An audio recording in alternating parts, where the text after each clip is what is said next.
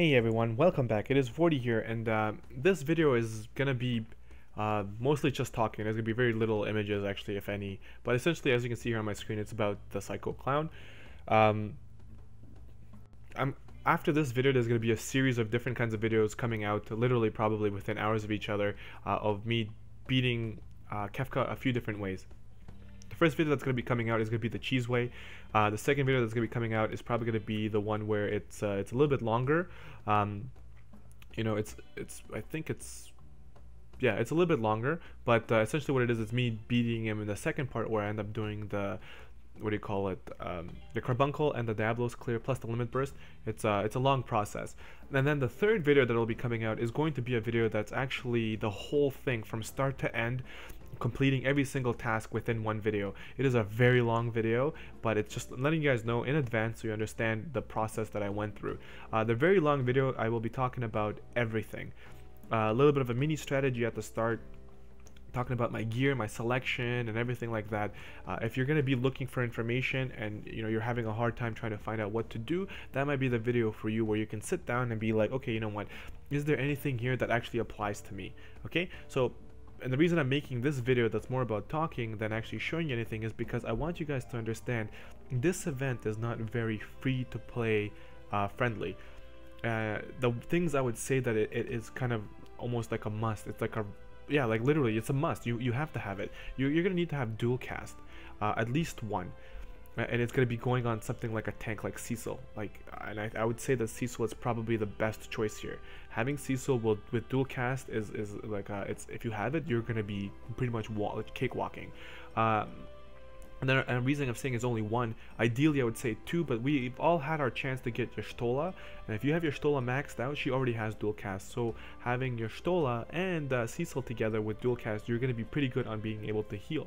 The other option is bringing two healers, right? But then it's up to you. The strategy I took, and I will kind of explain it to you, is I took Refia with dual cast and Cecil with dual cast, because I wanted to be able to have a backup healer in case one of them got mesmerized, which actually ends up happening in the long video. Refia ends up getting mesmerized, and the only person that can heal is going to be Cecil, right? Which is what you're going to need. So you have to kind of have each area covered twice. Alright, so I'm going to go through my strategy and what I did, and you can kind of apply your own personal touches to it to try and see if you can actually do something like that. So this is kind of like a pre-guide, in a sense. Like, I'm going to tell you what the boss does. I've already beat it like 6 times today in different ways, trying to kind of play around with it and understand the fight, so I have a good understanding of what's going on.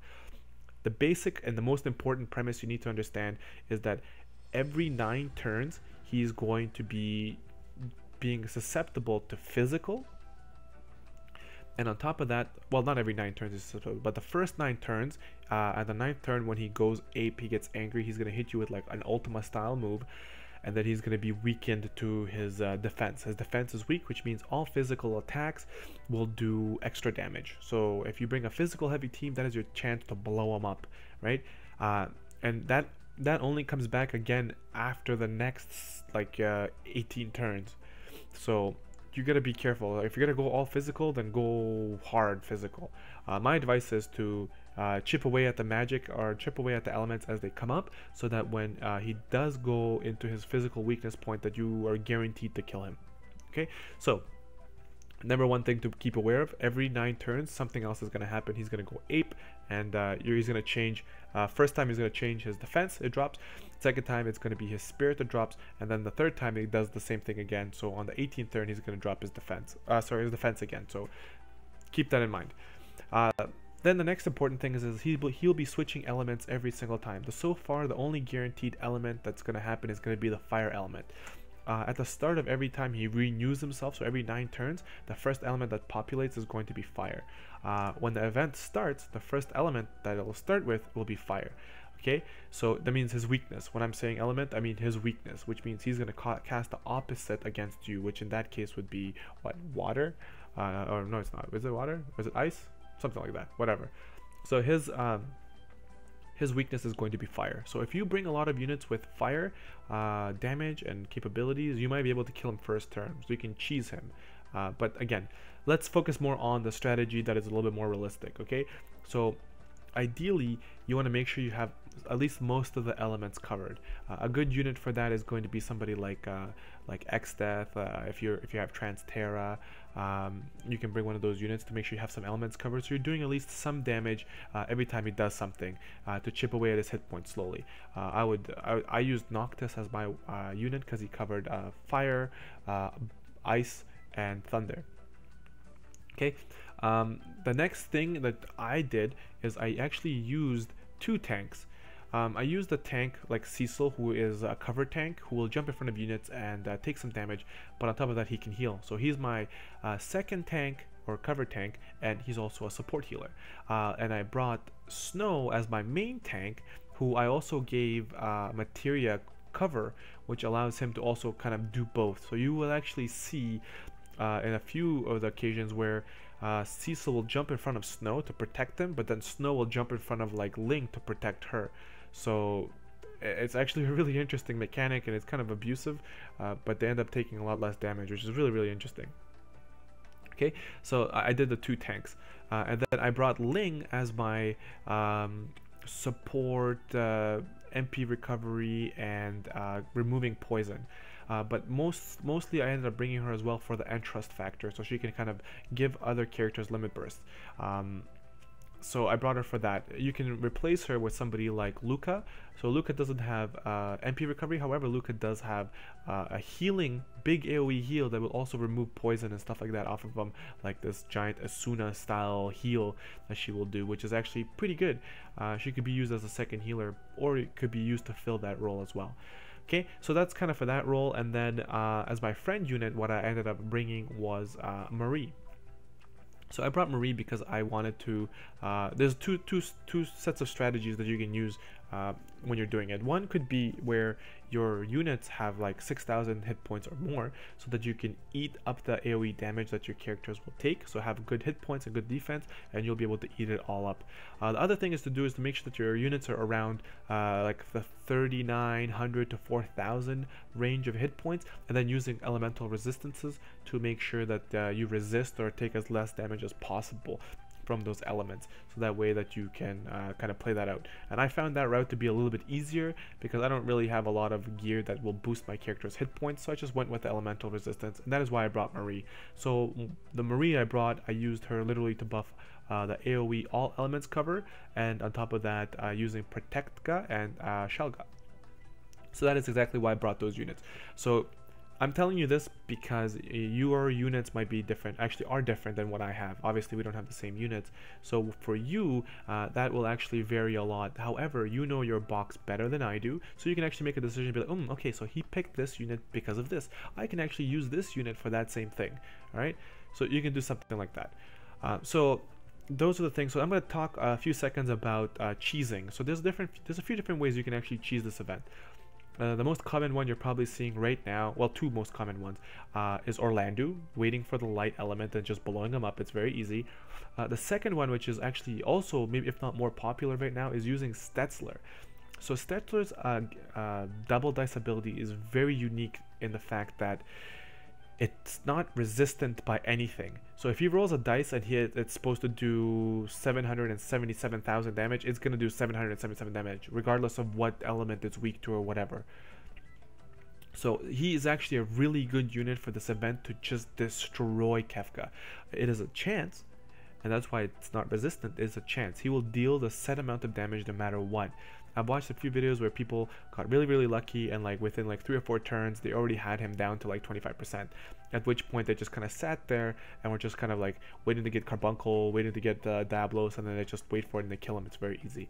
So that unit's also pretty good for cheesing. So those are the 2 units that people are using for cheesing. The third set of units is having a bunch of units that are fire damage geared, and then they go in and turn 1 just blow them up. Right? Try to do as much damage as you can and just kill him right away with fire damage. So those are the 3 methods I know so far about cheesing, okay? And I just wanted to bring light to that because maybe you have those units, you can go for it, it's up to you. So that's that. So we talked about the party composition, we've talked about possible cheesing methods, and now I'm going to talk to you about kind of what I did and what you were going to be seeing in the videos. So essentially, what I was doing is I was using the 2 tanks to kind of just make sure that they're soaking up damage and just kind of sitting there. My Ling, her job was to make sure that Noctis had a full limit burst gauge bar. Same thing with Refia's limit burst gauge bar to be full as often as possible. Noctis's one is the most important, so that the 9th turn and the 18th turn he has to have his limit burst full so that he can use his limit burst to do a ton of damage to Kefka, so that I can kind of speed up that process, even though it takes a long time, but it's technically the fastest way. Other than that, every time fire element comes up, ice element, thunder element weaknesses come up, I'm using my flasks on him to weaken him. And the 3 or 4 times I've actually done this style of run, I have always ended up just before the 18th turn, I've ended up having him literally a slither of hit points left, perfectly set up to be able to destroy him with any limit burst. It doesn't have to be Noctis's limit burst. I use Noctis because I know it's gonna do like 150,000 or so damage, so I know that's gonna do a lot, so I'm solid. But if you do that strategy, you can do it that way. So I was using the fire, lightning, and blizzard flasks to damage him. That did about 60,000 per turn. That it was the element, so it does it twice for like 30, and you get about 60k. I was chipping away from it like that. And then Marie was there for buffing, Ling was there to remove the poison and to remove, and to buff MP back up and for the end trust, right? So it's very, very simple. Refia's job was literally to heal, and if you gear your Refia similar to what my Refia looks like, which is, let me show you actually. So if you gear your Refia kind of similar to what I have, obviously if you're free to play you might not have this. However, Investment of the Mind, it was a easy one to get for free to play players. You should have this if you farm the eggs. I only have one and it's on Refia. So Lunar Ring is something you might not actually have, but again, so these 2 will actually give you refresh. What ends up happening is you get your MP back. So my Refia used to be stacked with as much MP as possible, like literally around like 600 or 700 from all the gear, but I've dropped it down to about 460, and it's actually way better. Actually, I could probably drop it even lower because I really don't need it anymore. Her MP, once you watch the video, you'll see barely drops under 400 ever. And it's crazy, even when she's doing full raise like ×2 and stuff like that, like it's crazy. She's back up to full MP like immediately. So that's kind of the gear I wrote. I put a shield on her to make sure that she stays alive. She falls under the threshold of what I would say would be safe, which is about 4,000. Right? Abilities, this is kind of what I was equipping her with. There's way better things you can put on there, but it's just kind of how I felt I needed to kind of run with her. So that's kind of the stats for her. So Snow was the second character I brought. This is kind of what I geared him as. Again, he was just kind of soaking up damage, so I gave him some defense and stuff like that to make sure that he does anything. But Thorned Mace, again, I brought this just in, like, for him to do a little bit more damage than hitting for like 9. He was hitting for 14, right, which is fine. And I gave him defense and spirit because we are taking physical damage and we're taking magic damage, to give him a little bit of that. And I gave him cover. Cover is a TM that you get from a really crappy unit called Klein. So you probably pulled a lot of them, so make sure you keep them and fill them up, because cover can become useful one day. My Cecil was geared with Twin Lance, which is free to play. They got TM, free to play, and TM from a free to play unit that a lot of people ended up getting, which was Zon. Well, sorry, not free to play. You could have pulled them during the event, but patches. And he was same thing. I made sure that he couldn't get blind or poisoned or paralyzed or confused, though only in this event you can get either poisoned or blinded, but I just made sure that he was on there just in case. And gave him MP because he doesn't have a refresh, which I could have given him Lunar Ring, but I was like, I didn't need it. But dual cast, very important. I brought Ling. She's not very highly geared. Again, I just brought her literally for Entrust and removing poison and then giving some MP back when she needed it, or when the group needed it. I gave her defense here. The Bustier was a must for me because of the resistances. She still ends up dying. The only unit that dies in this run, but as you can see, I didn't really put a lot of effort into gearing her, so I don't really care if she dies or not. Same thing, I put Speed Plus, which I should have probably put some hit points on her. If I got it for 4,000, she might stay alive. And then Noctis. So my party rotated and literally was all around Noctis. It's all about Noctis for me. So if you have a unit that you want to make it all about, make sure that that unit is the unit that you gear up properly and make sure that they stay alive so they don't die. So this is my unit. As you can see, his hit points is not very high. His magic is not very high. It's like in the lower parts, but he does have a lot of TMs on him. So it's you got from Genji Blade, you got a free to play Katana for evasion, Black Hell, which is a TM, Black Belgi's Crafted, Ring of the Lucia, which is Noctis's TM, 20-sided die, which is from whatever the hell the guy's name is for evasion. And then the abilities that I got for TMs, you got Quick Assault ×2 and then Seal Destruction. These are all TMs. Same thing will do with all TMs. So that's kind of how I have geared him up, and he does all my damage. Okay, so in closing, in this 15-minute video, we're gonna kind of finish it up. Make a party and know what your party can do. Have more than one unit cover a particular area, like tanking or healing. It's recommended, I'm telling you, because if one of your units gets mesmerized, that is, let's say your healer gets mesmerized, that fight is over. Okay, so if you go in there with one healer and your healer gets mesmerized and you don't have any backup healer, that fight is over because your unit is mesmerized for 3 turns. You're screwed, right? If it picks anybody else off, whatever. But I'm just saying that if you mesmerize a key unit that you have, you're gonna end up wiping, because that's 3 turns of taking AoE damage. You're done. Okay, and as of right now, I don't really know any way to remove mesmerize or cure it. I tried Asuna, it doesn't work. I tried, any of the other crap. I don't know. If you do know, let me know in the comment section below, but I'm telling you right now, it's very hard. So this is the composition I took. My advice is, as I said throughout the video, this is what you should try and do. There's a bunch of units you can use to kind of help you out, but those are the key units I think are going to be very useful for this event. If there's other compositions you guys come up with and made it easy for you, please let me know in the comment section below, because I've already beat this event and I have a good sound understanding of it. I'm trying to make a video out there and trying to help all the other viewers to be able to defeat it as well. This strategy might not work for you right on the dot because you don't have the units, but pick and choose the things that will work for you so that you can advance through this event as well. Okay, so don't take it as like a value where I say you need to have this is the only way you're gonna win, because the first response I'm gonna see in the comment section below is gonna be like, oh well, I don't have those units, it's not free to play, it's not this, it's not that. Well, I'm sorry, I'm not the one who makes the game, right? But if you're gonna challenge yourself, then you're gonna make a group that can survive. That's gonna be your first goal. A unit group that can survive elemental and physical damage and that can live 9 turns. If you can live the first 9 turns and live after 9 turns and go, it's a rinse repeat style of move. Next 9 moves is going to be physical, so if you can live through that next one, you've already made it. He does nothing different. From then on, if you can make it the first 9 and then the second 9 and you are good, you can rinse and repeat that process forever as long as you can maintain your MP. That's pretty much the gist of it. So let me know in the comment section below what you guys think. This video is literally going to be coming out the day before all of the fights will come out. So this is coming out Thursday night, whereas all the fights will be coming out Friday and throughout the day. So this is kind of like a letting you know what's going to happen. Because the reason I'm posting this out early as well is because I want you guys to have time to try and beat this event, because it'll be gone soon. Okay, so again, there's gonna be a lot of videos coming out of this. I don't want to say I apologize for it, because I really don't apologize for it. I want to pump out as much information out there for you guys to be able to beat this event. If any of these videos help you guys beat it, then fantastic. All right, fantastic. And to leave and close this video off, if you have Celeste's Sealing Blade move will actually seal Kefka's Dispel.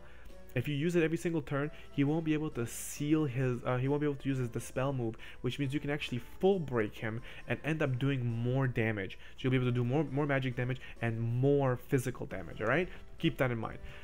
If you guys found this informative, please hit that like button, and again, put as much information in the comment section below to help everybody else beat this event, because it is only here for a short time. So let's help each other beat Kefka, and as like a community, try and make sure that as many people get that robe. Thank you so much for sticking around. This is Vortie. I will see you guys in the next video. Hit that like button, hit that subscribe button. I'm out of here. Peace.